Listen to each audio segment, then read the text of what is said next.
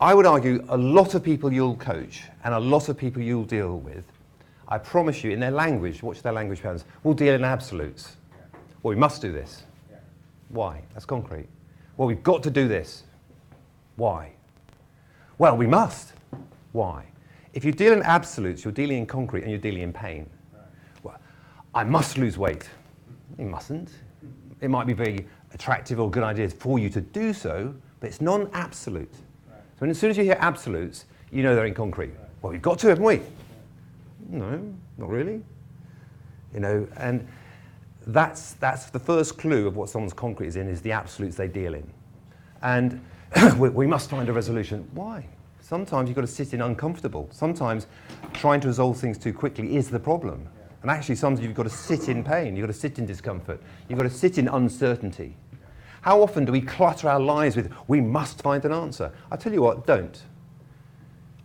One of the things I challenge athletes to do, you may not like this, one of the challenges I put to an athlete was, well, we must get fitter, we must do that, we must. I said, look, you're putting too many absolutes up. My challenge to you as an athlete is surrender. What do you mean by that? What do you mean? It sounds, no, surrender to your ability. Stop putting all the rules that people have told you to be. Surrender to your ability. Stop putting, well, I've got to do this. No, you know yourself. You should know yourself. This is why awareness is so important. You know if you're overtired. You know if you're overtraining. I've seen for athletes here and at the GB level, overtraining is one of our biggest problems because they're so motivated. I must. Actually, you mustn't. You actually spend 10% of your year injured. If you didn't go on must, if you weren't in concrete, you'd be more effective. Yeah. And that's the biggest challenge to all of us. Surrender to who you really are.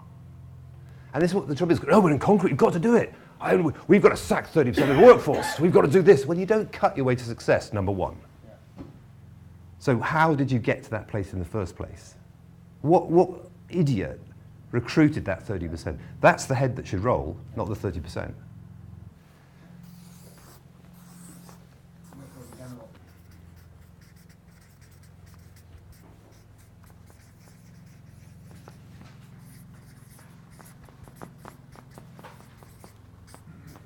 We've got three selves. Going back to Round's point, we've got our authentic self, who we really are. I mean, when no one's looking, do you go home and get a magnifying glass and burn beetles and stuff like that?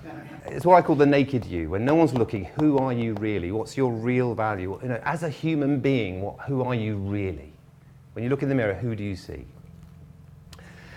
And then we have our feared self. Now, our feared self is normally given to us between 8 and 12.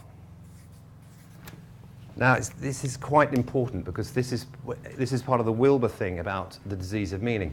The feared self is when you're 8 and someone says, oh, you'll never be good at sport. Oh, you'll never be good at spelling. Oh, you're not as good as your brother. And the trouble is, between 8 and 12, we don't have the emotional maturity to deal with it. And we internalize it. And that's who we think we are. And that's who we're afraid we are. And we all have a feared self. I've never met anyone who doesn't. And it doesn't have to be sinister, but in some ways it can actually be motivating. But the key thing is, your feared self is not you. It was given to you without your permission, and that's the key thing. It was given to you without your permission. So it's about building on who we really are. Now, the projected self is the concrete issue. Of course, we don't just live in authentic. Of course, we've got to, I haven't worn a shirt and proper trousers for 2 weeks. I've been going around in jeans. I thought, crikey, I better project a more professional image. So I put on suit trousers and a shirt. I looked at the stripes once. I thought, I wear plain white. You can't go wrong. They'll think I'm professional. And so, of course, we have a projected self. Now, the most important thing is this gap should never be too big. If it's too big, you're living in concrete, just in concrete, and you're living a lie. You're playing a concrete role. You're not being you. This is a hot topic at the moment. And it's going to be the growing topic. Because too many have been living in this projected, well, we've got to do this stuff. Living in absolutes. We're living in concrete. And we've forgotten that actually our competitive advantage going forward will be this one. We'll be actually connecting with our customers, connecting with our workforce at an emotional level.